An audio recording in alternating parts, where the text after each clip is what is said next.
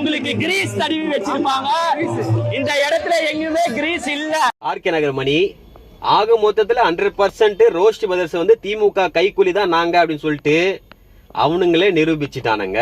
இனி நம்மளுக்கு சந்தேகம் வேண்டாம்.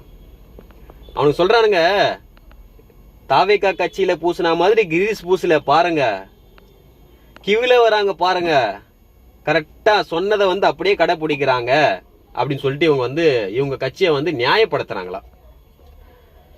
அதாவது ஆளே இல்லாத இடத்துல யாருக்குடா டீ ஆத்துறீங்க அப்படித்தானே கேள்வி எழுப்பப்படுது.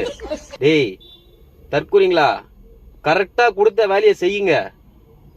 சரி 26ல திமுக வராது, பழையபடி நான் மூவி ரிவ்யூவே எடுக்க போலாம் அப்படின்ட்டு நம்பிக்கையில மட்டும் இருக்காதீங்க. கொதிச்சிட்டு இருக்காங்க. ஏன்னா நீங்க அவ்வளவு பேசிட்டீங்க. மூவி ரிவ்யூலாம் எடுக்க முடியாது, கொடுத்த வேலையை ஒழுங்கா செய்யுங்க.